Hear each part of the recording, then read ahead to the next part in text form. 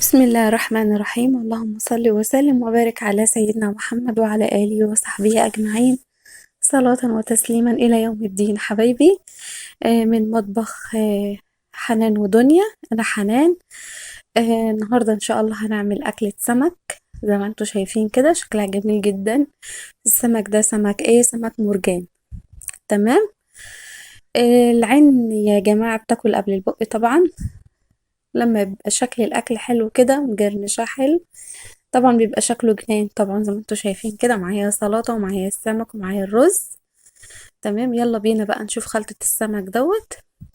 معايا كده راس توم محترمة قشرتها كده، حطيتها في الكبة. ومعايا قرن فلفل أخضر، ومعايا ليمونة برضو قطعتها كده، ممكن ما تنفرمش في الكبة بس المهم تنزل العصير بتاعها، واخد من الميكس بتاع القشر مع العصير. معايا طماطماية وثلاث جزرات صغيرين كده كانوا موجودين في التلاجة يتامى، قلنا ناخدهم معانا بالمرة. ومعايا قرن فلفل ألوان أحمر، وثلاث قرون من الفلفل الحامي. تمام. وهحط ايه كمان؟ 3 معالق من الملح، معلقة كبيرة من الكركم، معلقة كبيرة من الكمون، معلقة كبيرة من الكزبرة الناشفة. تمام.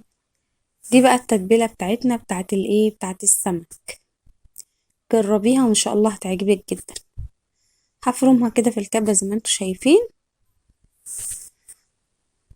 يا ريت اللي لسه ما دخلش قناتي يدخل كده ويبقى معانا من ضمن أسرتنا، أسرة مطبخ حنان ودنيا. واللايك يا جماعة متنسونيش، فضلا وليس أمرا يعني. جبت السمك بقى نضفته كده زي ما انتوا عارفين تنظيف السمك، وعملت له بقى تشريح من بره كده علشان التمليحة بتاعتي الجميلة اللي انا عاملاها دي بقى تتغلغل في السمكة من بره ومن جوه، يبقى طعمها كده التحقيق بتاعها حلو. تمام.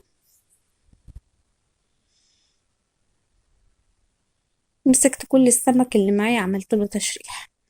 جبت بقى التمليحة بتاعتي كده زي ما انتوا شايفين بقى، وحملها كده من قلبه وراسه ومن بره ومن جوه. طبعا الملح معانا مش كتير، فالتمليحة براحتك بقى، احشي السمكة بتاعتك.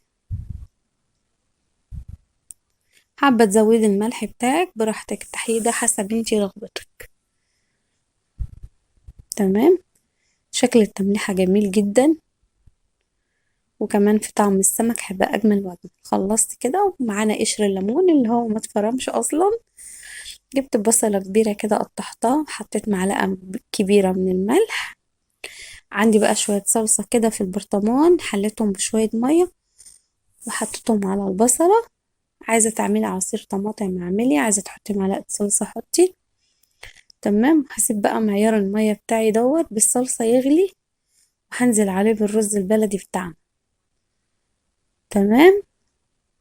طبعا انا عارفة معيار الرز، عشان كده حطيت المية كوباية رز قصادها كوباية مية، كوبايتين رز قصادهم كوبايتين مية. تمام.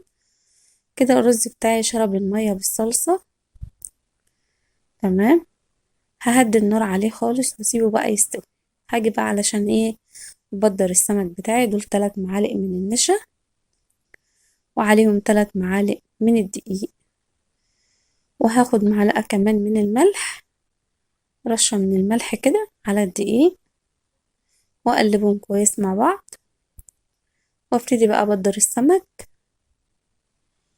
ده سمك مرجان طعمه حلو قوي زي الجمبري. تمام.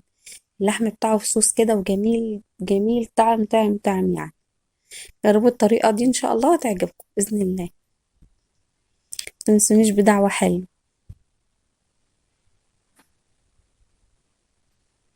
خلاص كده هملح السمك كله زي ما انتوا شايفين. ملحت السمك وبدرته. هبتدي بقى ان انا احمر بقى السمك بتاعنا، حطيت زيت كده كويس يعني في الطاسة، وابتديت بقى ان انا احمر السمك بتاعي كده اللون الذهبي الحلو. في الوقت بقى اللي انا بحمر فيه السمك ده، طبعا مش واقفة فاضية، بعمل السلطة. عاملة سلطة خضراء بالكزبرة وطماطم فلفل اخضر وفلفل احمر و... وخيار وفصين توم. تمام. نظبط بقى السلطة بتاعتنا. كده خلصت السمك بتاعي، شايفين جمال وجماله.